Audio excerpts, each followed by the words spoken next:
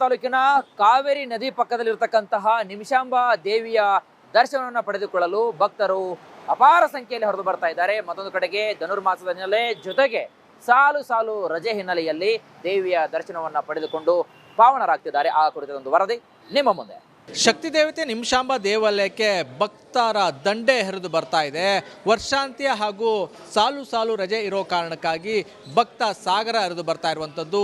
ಬೆಳಗ್ಗೆಯಿಂದಲೂ ಕೂಡ ಸಾಕಷ್ಟು ಸಂಖ್ಯೆಯಲ್ಲಿ ಭಕ್ತರು ಬರ್ತಾ ಇದ್ದಾರೆ. ದೃಶ್ಯದಲ್ಲಿ ಗಮನಿಸ್ಬೋದು, ಶ್ರೀರಂಗಪಟ್ಟಣದ ಕಾವೇರಿ ನದಿ ದಡದಲ್ಲಿರುವಂಥ ನಿಮಿಷಾಂಬ ದೇವಾಲಯಕ್ಕೆ ಭಕ್ತ ಸಾಗರ ಹರಿದು ಬರ್ತಾ ಇದೆ. ನಿಮಿಷಾಂಬ ದೇವಾಲಯದಲ್ಲಿ ಪೂಜೆ ಸಲ್ಲಿಸಿದ್ರೆ ಇಷ್ಟಾರ್ಥಗಳು ನೆರವೇರುತ್ತೆ, ಏನು ಅರ್ಕೆ ಕಟ್ಕೊಂಡ್ರೆ ನಿಮಿಷದಲ್ಲಿ ಆ ಇಷ್ಟಾರ್ಥ ನೆರವೇರುತ್ತೆ ಅನ್ನೋದು ಒಂದು ನಂಬಿಕೆ. ಹಾಗಾಗಿ ಈ ಒಂದು ದೇವಾಲಯಕ್ಕೆ ಪ್ರತಿನಿತ್ಯ ಭಕ್ತರು ಬರುವಂಥದ್ದು. ಅದರಲ್ಲೂ ಕೂಡ ಇಯರ್ ಎಂಡ್ ಅಂದರೆ ವರ್ಷಾಂತ್ಯ ಹಾಗೂ ಸಾಲು ಸಾಲು ರಜೆ ಇರುವ ಕಾರಣಕ್ಕಾಗಿ ಭಕ್ತ ಸಾಗರ ಹರಿದು ಬರ್ತಾ ಇರುವಂಥದ್ದು. ಸಾಕಷ್ಟು ಸಂಖ್ಯೆಯಲ್ಲಿ ಭಕ್ತರಿದ್ದಾರೆ. ಜೊತೆಗೆ ಸರದಿ ಸಾಲಿನಲ್ಲಿ ನಿಂತು ದೇವರ ದರ್ಶನವನ್ನು ಮಾಡ್ತಾ ಇರುವಂಥದ್ದು. ಆ ಮೂಲಕ ಹೊಸ ವರ್ಷ ಸಂತಸವನ್ನು ತರಲಿ ಅನ್ನೋ ಒಂದು ಪ್ರಾರ್ಥನೆ ಮಾಡ್ತಾ ಇರುವಂಥದ್ದು. ಇನ್ನು ಈ ಬಗ್ಗೆ ನಮ್ಮ ಜೊತೆ ಮಾತಾಡೋದಕ್ಕೆ ಪ್ರಧಾನ ಅರ್ಚಕರಾದಂಥ ಸೂರ್ಯನಾರಾಯಣ ಭಟ್ ಇದ್ದಾರೆ. ಅವ್ರನ್ನ ಮಾತಾಡಿಸ್ತೀನಿ. ಗುರುಗಳೇ, ವರ್ಷಾಂತ್ಯ ಜೊತೆಗೆ ಸಾಲು ಸಾಲು ರಜೆ, ಹೀಗಾಗಿ ಭಕ್ತ ಸಾಗರ ಹರಿದು ಬರ್ತಾ ಇದೆ. ಈಗ ಈ ಮಾಸದ ವಿಶೇಷತೆ ಕೂಡ ಇದೆ. ಸಾಲು ಸಾಲು ರಜೆಗಳ ಪ್ರಭಾವ ಒಂದು, ಇನ್ನೊಂದು ಧನುರ್ಮಾಸ ಪ್ರಭಾವ. ಧನುರ್ಮಾಸದಲ್ಲಿ ಈ ಥರ ರಜಾ ದಿನಗಳಲ್ಲಿ ಭಾಳ ಸಂಖ್ಯೆಯಲ್ಲಿ ಜನ ಬರ್ತಾರೆ. ಈಗೆಲ್ಲ ಈ ಹಿಂದಿಂದನೂ ಕೂಡ, ಯಾಕೆಂದರೆ ನದಿ ಸ್ನಾನ ಪಾವಿತ್ರ್ಯತೆಯನ್ನು ಪಡೆದ ಕಾರಣ ಬೇಗನೆ ನದಿ ಸ್ನಾನ ಮಾಡಲಿಕ್ಕಾಗತ್ತೆ ಅಂತ ಹೇಳ್ಕೊಂಡು ಅಷ್ಟು ಬೇಗನೆ ಜನ ಬರ್ತಾರೆ. ಜನ ಹೆಚ್ಚು ಬರ್ತಾ ಇದ್ದಾರೆ. ಜೊತೆಗೆ ಧನುರ್ಮಾಸ, ಹಾಗಾಗಿ ವಿಶೇಷ ಪೂಜೆ ಏನಾದ್ರು ಉಂಟಾ? ಹೌದು, ವಿಶೇಷ ಪೂಜೆ ಅಂದರೆ ಬೆಳಗಿನ ಜಾವ ಸೂರ್ಯ ಉದಯದೊಳಗೆ ಮಹಾಪೂಜಾದಿಗಳನ್ನು ಮುಗಿಸಿ ಮಹಾ ನೈವೇದ್ಯಾದಿಗಳನ್ನೆಲ್ಲ ಮುಗಿಸ್ಕೊಂಡು ಬೆಳಿಗ್ಗೆ ಬೇಗನೆ ಸಿಹಿ ವಿತರಣೆಯನ್ನು ಮಾಡ್ತೇವೆ. ಬರುವಂಥವ್ರಿಗೆ ಪ್ರಸಾದ ವ್ಯವಸ್ಥೆ, ಸಿಹಿ ಪೊಂಗಲ್ ಪ್ರಸಾದವನ್ನು ಕೂಡ ಕೊಡ್ತೇವೆ. ಜೊತೆಗೆ ಹೊಸ ವರ್ಷ ಬರ್ತಾ ಇದೆ, ಹೀಗಾಗಿ ಭಕ್ತರ ಸಂಖ್ಯೆ ಸಹಜವಾಗಿ ಜಾಸ್ತಿ ಇರುತ್ತಾ ಪ್ರತಿ ವರ್ಷನೂ ಏನು ಅಂತ? ಖಂಡಿತವಾಗಿಯೂ ಈಗಿಂದ ಶುರುವಾದ್ದು ಇನ್ನು ಬಹುಶಃ 1ನೇ ತಾರೀಕುವರೆಗೂ, ಕೊನೆ 1ನೇ ತಾರೀಕು ಸಾಯಂಕಾಲದವರೆಗೂ ರಶ್ ಇದ್ದೇ ಇರ್ತದೆ ದೇವಸ್ಥಾನ. ಹಾಗಾಗಿ ನಮ್ಮಲ್ಲಿ ಪೂರ್ವ ತಯಾರಿಗೆ, ನಮ್ಮಲ್ಲಿ ಊಟದ ವ್ಯವಸ್ಥೆಯಲ್ಲಿ ಎಲ್ಲ ಇದೆಯಲ್ಲ, ಸಾಕಷ್ಟು ಊಟದ ವ್ಯವಸ್ಥೆಯನ್ನು ಮಾಡ್ಕೋತಾ ಇದ್ದೇವೆ. ಬೇಕಾದಷ್ಟು ಅದಕ್ಕೆ ಪರಿಕರಗಳನ್ನು, ತರಕಾರಿ, ಇದು ಪ್ರತಿಯೊಂದು ಕೂಡ ವ್ಯವಸ್ಥೆ ಮಾಡ್ಕೊಂಡಿದ್ದೇವೆ. ಎಷ್ಟೇ ಒಂದು 6,000 7,000 ಜನ ಬಂದರೂ ಕೂಡ ಎಲ್ಲ ನೀಟಾಗಿ ವ್ಯವಸ್ಥೆ ಮಾಡಿ ಊಟ ಕೊಡಲಿಕ್ಕಾಗ್ತದೆ, ಅಷ್ಟು ವ್ಯವಸ್ಥೆ ಮಾಡ್ಕೊಂಡು. ಇದಿಷ್ಟು ಸೂರ್ಯನಾರಾಯಣ ಭಟ್ಟರ ಮಾತಾಗಿರುವಂಥದ್ದು. ಅಂದರೆ ಧನುರ್ಮಾಸ ಹಾಗೂ ವರ್ಷಾಂತ್ಯ ಇರೋದ್ರಿಂದ ಭಕ್ತರ ಸಂಖ್ಯೆ ಹೆಚ್ಚಾಗಿರುವಂಥದ್ದು. ಸಾಲು ಸಾಲು ರಜೆ ಇದೆ, ಹಾಗಾಗಿ ದೇವಾಲಯಕ್ಕೆ ಹೆಚ್ಚಿನ ಸಂಖ್ಯೆಯಲ್ಲಿ ಭಕ್ತರು ಬರ್ತಾ ಇದ್ದಾರೆ ಅಂತ ಹೇಳ್ತಾ ಇದ್ದಾರೆ. ಕ್ಯಾಮ್ರಾಮನ್ ಇನ್ನೊಂದು ಜೊತೆ ಆನಂದ್. ತಾಲೂಕಿನ ಕಾವೇರಿ ನದಿ ಪಕ್ಕದಲ್ಲಿರತಕ್ಕಂತಹ ನಿಮಿಷಾಂಬ ದೇವಿಯ ದರ್ಶನವನ್ನು ಪಡೆದುಕೊಳ್ಳಲು ಭಕ್ತರು ಅಪಾರ ಸಂಖ್ಯೆಯಲ್ಲಿ ಹರಿದು ಬರ್ತಾ ಇದ್ದಾರೆ. ಮತ್ತೊಂದು ಕಡೆಗೆ ಧನುರ್ಮಾಸದ ಹಿನ್ನೆಲೆ ಜೊತೆಗೆ ಸಾಲು ಸಾಲು ರಜೆ ಹಿನ್ನೆಲೆಯಲ್ಲಿ ದೇವಿಯ ದರ್ಶನವನ್ನು ಪಡೆದುಕೊಂಡು ಪಾವನರಾಗ್ತಿದ್ದಾರೆ. ಆ ಕುರಿತಂತೆ ವರದಿ ನಿಮ್ಮ ಮುಂದೆ. ಶಕ್ತಿ ದೇವತೆ ನಿಮಿಷಾಂಬ ದೇವಾಲಯಕ್ಕೆ ಭಕ್ತರ ದಂಡೆ ಹರಿದು ಬರ್ತಾ ಇದೆ. ವರ್ಷಾಂತ್ಯ ಹಾಗೂ ಸಾಲು ಸಾಲು ರಜೆ ಇರೋ ಕಾರಣಕ್ಕಾಗಿ ಭಕ್ತ ಸಾಗರ ಹರಿದು ಬರ್ತಾ ಇರುವಂಥದ್ದು. ಬೆಳಗ್ಗೆಯಿಂದಲೂ ಕೂಡ ಸಾಕಷ್ಟು ಸಂಖ್ಯೆಯಲ್ಲಿ ಭಕ್ತರು ಬರ್ತಾ ಇದ್ದಾರೆ. ದೃಶ್ಯದಲ್ಲಿ ಗಮನಿಸ್ಬೋದು, ಶ್ರೀರಂಗಪಟ್ಟಣದ ಕಾವೇರಿ ನದಿ ದಡದಲ್ಲಿರುವಂಥ ನಿಮಿಷಾಂಬ ದೇವಾಲಯಕ್ಕೆ ಭಕ್ತ ಸಾಗರ ಹರಿದು ಬರ್ತಾ ಇದೆ. ನಿಮಿಷಾಂಬ ದೇವಾಲಯದಲ್ಲಿ ಪೂಜೆ ಸಲ್ಲಿಸಿದ್ರೆ ಇಷ್ಟಾರ್ಥಗಳು ನೆರವೇರುತ್ತೆ, ಏನು ಅರ್ಕೆ ಕಟ್ಕೊಂಡ್ರೆ ನಿಮಿಷದಲ್ಲಿ ಆ ಇಷ್ಟಾರ್ಥ ನೆರವೇರುತ್ತೆ ಅನ್ನೋದು ಒಂದು ನಂಬಿಕೆ. ಹಾಗಾಗಿ ಈ ಒಂದು ದೇವಾಲಯಕ್ಕೆ ಪ್ರತಿನಿತ್ಯ ಭಕ್ತರು ಬರುವಂಥದ್ದು. ಅದರಲ್ಲೂ ಕೂಡ ಇಯರ್ ಎಂಡ್ ಅಂದರೆ ವರ್ಷಾಂತ್ಯ ಹಾಗೂ ಸಾಲು ಸಾಲು ರಜೆ ಇರುವ ಕಾರಣಕ್ಕಾಗಿ ಭಕ್ತ ಸಾಗರ ಹರಿದು ಬರ್ತಾ ಇರುವಂಥದ್ದು. ಸಾಕಷ್ಟು ಸಂಖ್ಯೆಯಲ್ಲಿ ಭಕ್ತರಿದ್ದಾರೆ. ಜೊತೆಗೆ ಸರದಿ ಸಾಲಿನಲ್ಲಿ ನಿಂತು ದೇವರ ದರ್ಶನವನ್ನು ಮಾಡ್ತಾ ಇರುವಂಥದ್ದು. ಆ ಮೂಲಕ ಹೊಸ ವರ್ಷ ಸಂತಸವನ್ನು ತರಲಿ ಅನ್ನೋ ಒಂದು ಪ್ರಾರ್ಥನೆ ಮಾಡ್ತಾ ಇರುವಂಥದ್ದು. ಇನ್ನು ಈ ಬಗ್ಗೆ ನಮ್ಮ ಜೊತೆ ಮಾತಾಡೋದಕ್ಕೆ ಪ್ರಧಾನ ಅರ್ಚಕರಾದಂಥ ಸೂರ್ಯನಾರಾಯಣ ಭಟ್ ಇದ್ದಾರೆ. ಅವ್ರನ್ನ ಮಾತಾಡಿಸ್ತೀನಿ.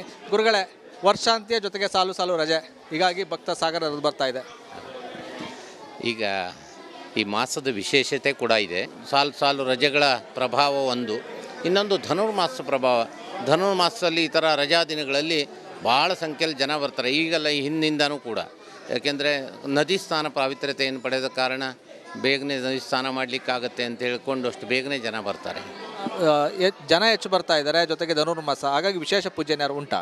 ಹೌದು, ವಿಶೇಷ ಪೂಜೆ ಅಂದರೆ ಬೆಳಗಿನ ಜಾವ ಸೂರ್ಯ ಉದಯದೊಳಗೆ ಮಹಾಪೂಜಾದಿಗಳನ್ನು ಮುಗಿಸಿ ಮಹಾ ನೈವೇದ್ಯಾದಿಗಳನ್ನೆಲ್ಲ ಮುಗಿಸ್ಕೊಂಡು ಬೆಳಿಗ್ಗೆ ಬೇಗನೆ ಸಿಹಿ ವಿತರಣೆಯನ್ನು ಮಾಡ್ತೇವೆ. ಬರುವಂಥವ್ರಿಗೆ ಪ್ರಸಾದ ವ್ಯವಸ್ಥೆ, ಸಿಹಿ ಪೊಂಗಲ್ ಪ್ರಸಾದವನ್ನು ಕೂಡ ಕೊಡ್ತೇವೆ. ಜೊತೆಗೆ ಹೊಸ ವರ್ಷ ಬರ್ತಾ ಇದೆ, ಹೀಗಾಗಿ ಭಕ್ತರ ಸಂಖ್ಯೆ ಸಹಜವಾಗಿ ಜಾಸ್ತಿ ಇರುತ್ತಾ ಪ್ರತಿ ವರ್ಷನೂ ಏನು ಅಂತ? ಖಂಡಿತವಾಗಿಯೂ ಈಗಿಂದ ಶುರುವಾದ್ದು ಇನ್ನು ಬಹುಶಃ 1ನೇ ತಾರೀಕುವರೆಗೂ, ಕೊನೆ 1ನೇ ತಾರೀಕು ಸಾಯಂಕಾಲದವರೆಗೂ ರಶ್ ಇದ್ದೇ ಇರ್ತದೆ ದೇವಸ್ಥಾನ. ಹಾಗಾಗಿ ನಮ್ಮಲ್ಲಿ ಪೂರ್ವ ತಯಾರಿಗೆ, ನಮ್ಮಲ್ಲಿ ಊಟದ ವ್ಯವಸ್ಥೆಯಲ್ಲಿ ಎಲ್ಲ ಇದೆಯಲ್ಲ, ಸಾಕಷ್ಟು ಊಟದ ವ್ಯವಸ್ಥೆಯನ್ನು ಮಾಡ್ಕೋತಾ ಇದ್ದೇವೆ. ಬೇಕಾದಷ್ಟು ಅದಕ್ಕೆ ಪರಿಕರಗಳನ್ನು, ತರಕಾರಿ, ಇದು ಪ್ರತಿಯೊಂದು ಕೂಡ ವ್ಯವಸ್ಥೆ ಮಾಡ್ಕೊಂಡಿದ್ದೇವೆ. ಎಷ್ಟೇ ಒಂದು 6,000 7,000 ಜನ ಬಂದರೂ ಕೂಡ ಎಲ್ಲ ನೀಟಾಗಿ ವ್ಯವಸ್ಥೆ ಮಾಡಿ ಊಟ ಕೊಡಲಿಕ್ಕೆ ಆಗ್ತದೆ, ಅಷ್ಟು ವ್ಯವಸ್ಥೆ ಮಾಡ್ಕೊಂಡು.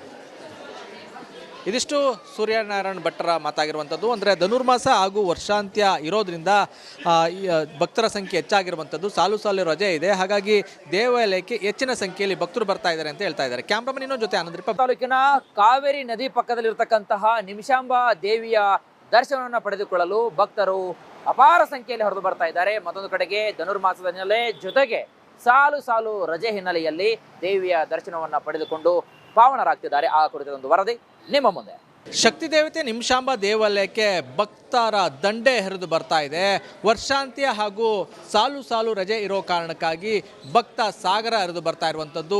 ಬೆಳಗ್ಗೆಯಿಂದಲೂ ಕೂಡ ಸಾಕಷ್ಟು ಸಂಖ್ಯೆಯಲ್ಲಿ ಭಕ್ತರು ಬರ್ತಾ ಇದ್ದಾರೆ. ದೃಶ್ಯದಲ್ಲಿ ಗಮನಿಸ್ಬೋದು, ಶ್ರೀರಂಗಪಟ್ಟಣದ ಕಾವೇರಿ ನದಿ ದಡದಲ್ಲಿರುವಂಥ ನಿಮಿಷಾಂಬ ದೇವಾಲಯಕ್ಕೆ ಭಕ್ತ ಸಾಗರ ಹರಿದು ಬರ್ತಾ ಇದೆ. ನಿಮಿಷಾಂಬ ದೇವಾಲಯದಲ್ಲಿ ಪೂಜೆ ಸಲ್ಲಿಸಿದ್ರೆ ಇಷ್ಟಾರ್ಥಗಳು ನೆರವೇರುತ್ತೆ, ಏನು ಹರಕೆ ಕಟ್ಕೊಂಡ್ರೆ ನಿಮಿಷದಲ್ಲಿ ಆ ಇಷ್ಟಾರ್ಥ ನೆರವೇರುತ್ತೆ ಅನ್ನೋದು ಒಂದು ನಂಬಿಕೆ. ಹಾಗಾಗಿ ಈ ಒಂದು ದೇವಾಲಯಕ್ಕೆ ಪ್ರತಿನಿತ್ಯ ಭಕ್ತರು ಬರುವಂಥದ್ದು. ಅದರಲ್ಲೂ ಕೂಡ ಇಯರ್ ಎಂಡ್ ಅಂದರೆ ವರ್ಷಾಂತ್ಯ ಹಾಗೂ ಸಾಲು ಸಾಲು ರಜೆ ಇರುವ ಕಾರಣಕ್ಕಾಗಿ ಭಕ್ತ ಸಾಗರ ಹರಿದು ಬರ್ತಾ ಇರುವಂಥದ್ದು. ಸಾಕಷ್ಟು ಸಂಖ್ಯೆಯಲ್ಲಿ ಭಕ್ತರಿದ್ದಾರೆ. ಜೊತೆಗೆ ಸರದಿ ಸಾಲಿನಲ್ಲಿ ನಿಂತು ದೇವರ ದರ್ಶನವನ್ನು ಮಾಡ್ತಾ ಇರುವಂಥದ್ದು. ಆ ಮೂಲಕ ಹೊಸ ವರ್ಷ ಸಂತಸವನ್ನು ತರಲಿ ಅನ್ನೋ ಒಂದು ಪ್ರಾರ್ಥನೆ ಮಾಡ್ತಾ ಇರುವಂಥದ್ದು. ಇನ್ನು ಈ ಬಗ್ಗೆ ನಮ್ಮ ಜೊತೆ ಮಾತಾಡೋದಕ್ಕೆ ಪ್ರಧಾನ ಅರ್ಚಕರಾದಂಥ ಸೂರ್ಯನಾರಾಯಣ ಭಟ್ ಇದ್ದಾರೆ, ಅವ್ರನ್ನ ಮಾತಾಡಿಸ್ತೀನಿ. ಗುರುಗಳೇ, ವರ್ಷಾಂತ್ಯ ಜೊತೆಗೆ ಸಾಲು ಸಾಲು ರಜೆ, ಹೀಗಾಗಿ ಭಕ್ತ ಸಾಗರ ಹರಿದು ಬರ್ತಾ ಇದೆ. ಈಗ ಈ ಮಾಸದ ವಿಶೇಷತೆ ಕೂಡ ಇದೆ. ಸಾಲು ಸಾಲು ರಜೆಗಳ ಪ್ರಭಾವ ಒಂದು, ಇನ್ನೊಂದು ಧನುರ್ಮಾಸ ಪ್ರಭಾವ. ಧನುರ್ಮಾಸದಲ್ಲಿ ಈ ಥರ ರಜಾ ದಿನಗಳಲ್ಲಿ ಭಾಳ ಸಂಖ್ಯೆಯಲ್ಲಿ ಜನ ಬರ್ತಾರೆ. ಈಗಲ್ಲ, ಈ ಹಿಂದಿಂದನೂ ಕೂಡ. ಯಾಕೆಂದರೆ ನದಿ ಸ್ನಾನ ಪಾವಿತ್ರ್ಯತೆಯನ್ನು ಪಡೆದ ಕಾರಣ ಬೇಗನೆ ನದಿ ಸ್ನಾನ ಮಾಡಲಿಕ್ಕಾಗತ್ತೆ ಅಂತ ಹೇಳ್ಕೊಂಡು ಅಷ್ಟು ಬೇಗನೆ ಜನ ಬರ್ತಾರೆ. ಜನ ಹೆಚ್ಚು ಬರ್ತಾ ಇದ್ದಾರೆ. ಜೊತೆಗೆ ಧನುರ್ಮಾಸ, ಹಾಗಾಗಿ ವಿಶೇಷ ಪೂಜೆ ಏನಾದ್ರು ಉಂಟಾ?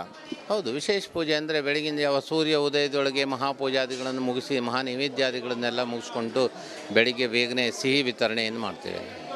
ಬರುವಂಥವ್ರಿಗೆ ಪ್ರಸಾದ ವ್ಯವಸ್ಥೆ, ಸಿಹಿ ಪೊಂಗಲ್ ಪ್ರಸಾದವನ್ನು ಕೂಡ ಕೊಡ್ತೇವೆ.